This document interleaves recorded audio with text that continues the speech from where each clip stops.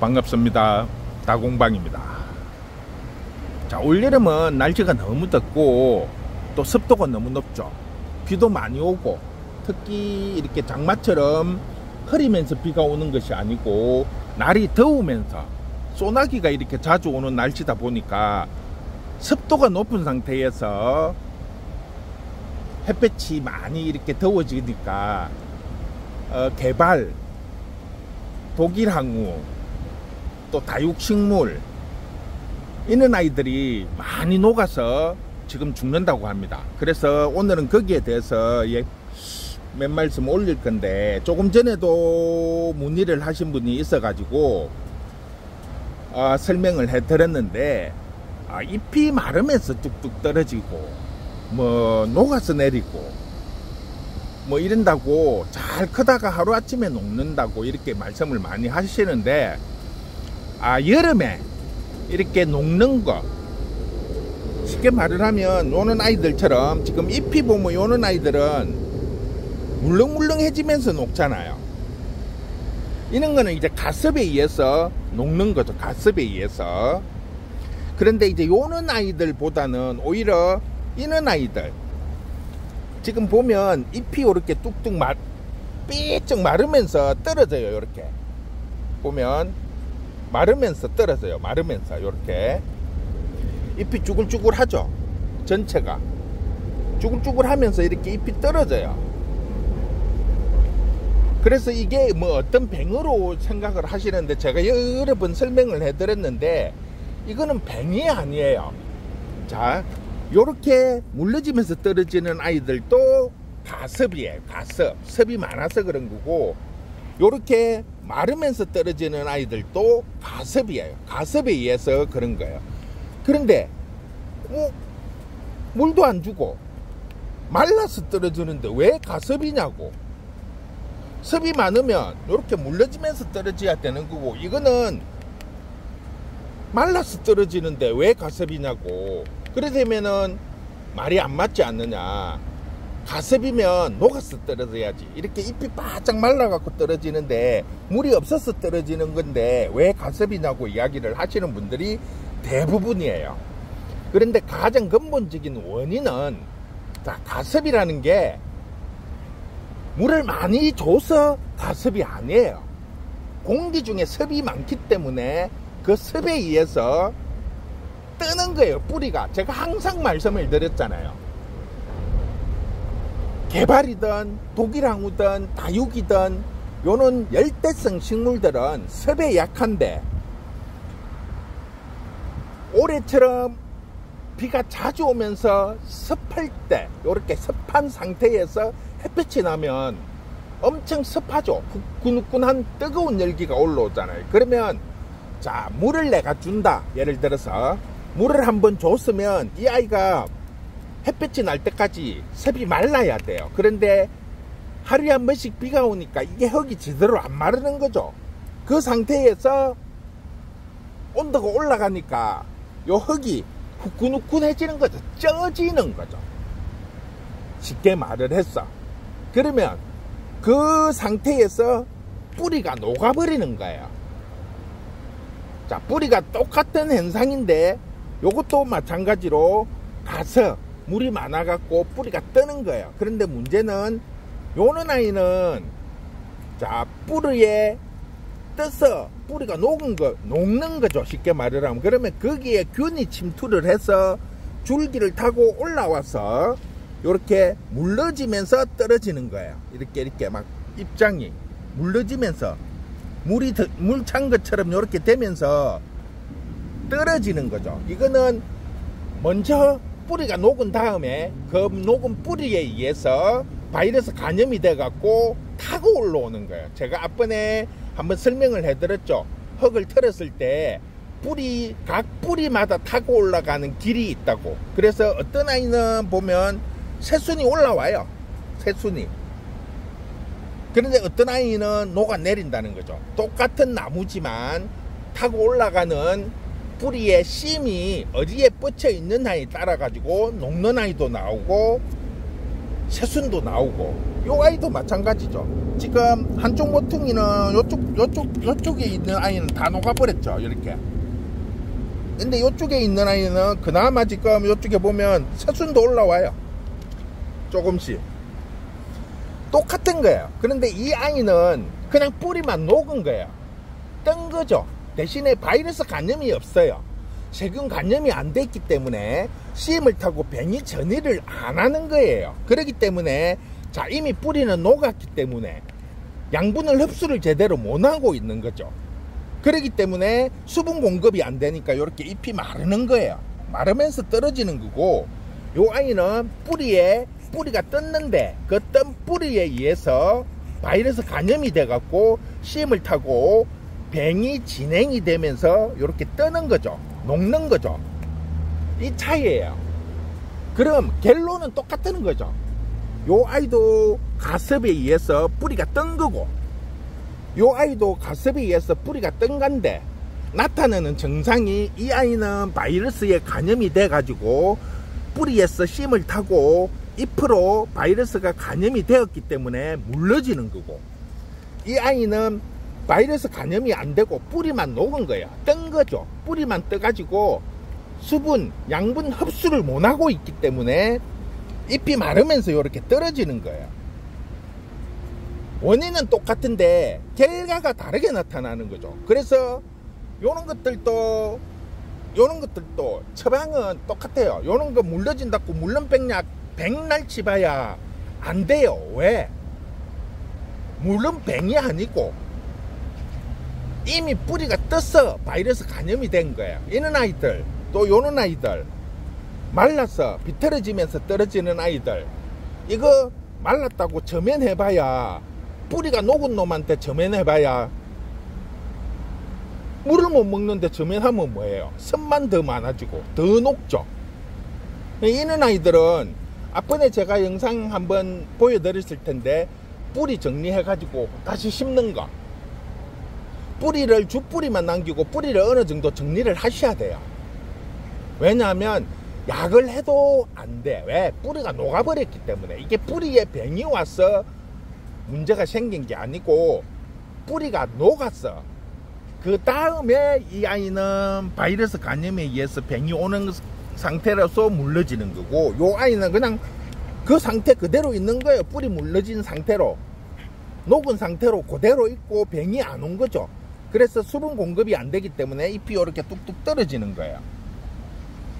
자, 요런 아이는 그냥 뽑아가지고 뿌리 정리해서 하루 이틀 말린 다음에 뭐 영양 되는 뭐 분무기나 이런 약물에, 영양제 약물에 조금 담그었다가 심으시면 뿌리 활착이 빨리 돼요. 요런 아이들은 빨리 돋아날 수가 있죠.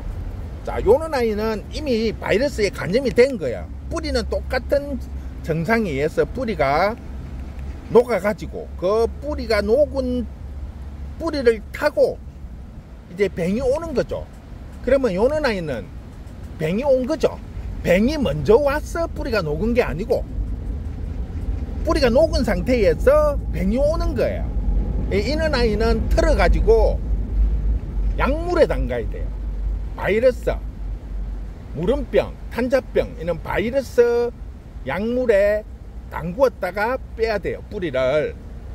그런 다음에 말려갖고 심으시면 됩니다. 원인은 똑같다는 거죠.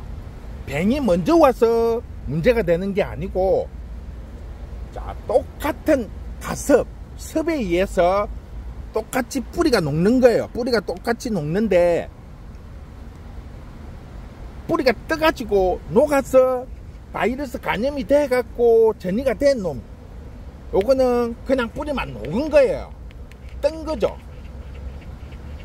그렇게 보시면 되는데, 이거를 병이라고 약을 주고 점연을 하고 막 이렇게 하면, 안 그래도 지금 뿌리 상태가 안 좋아가지고 수분 공급을 못 하고 있는데 거기에다가 물에 점연을 시키고 막 이렇게 하면 더 죽죠. 더. 이 아이도 마찬가지죠. 지금 뿌리가 바이러스 간염이 돼 갖고 먼저 녹은 상태에서 병이 오는 건데, 그 원인을 해결을 안 하고 자꾸 약만 치면 효과가 없어요. 그래서 요는 아이도 마찬가지고 요는 아이도 마찬가지고 처방을 할 수 있는 거는 뽑아서 말라 들어가는 아이들은 하루 이틀 말린 다음에 약물, 영양제 약물에 담그어서 심으시면 되고, 요렇게 물러지면서 떨어지는 아이들은 약물, 살균제, 그는 약물에 담그었다가 심으시면 돼요. 요즘처럼 날이 따뜻하기 때문에 뿌리 활착은 빨리 됩니다. 훨씬 더 빨리 돼요, 평소 때보다. 그렇기 때문에 빨리 내리면 한 2주면 빨리 내려요, 뿌리가. 그리고 뿌리 내릴 동안에 잎이 쭈글거리는 걸 막기 위해서 하루에 저녁에 한 번 정도 잎에 분무기를 살짝 뿌려주세요. 뿌리 활착이 되기 전까지는 뿌리가 더 이상 이게 자리를 잡아가지고 수분 공급을 할 동안 한 2주, 3주 동안 잎이 계속 말라 들어갈 수는 없으니까 그 잎을 덜 마르게 하기 위해서 수분 공급을 해주는 거죠, 분무기로. 이 아이도 마찬가지고, 제가 작년에 한번 설명을 한번 해드렸을 거예요. 작년에 저희가 그 다육식물 그거 하면서 비싼 아이들만 엄청 많이 녹았어요. 작년에는 요거보다 덜 했는데도 비싼 금땡이들하고 막 이런 종류들이 무척 많이 녹았어요.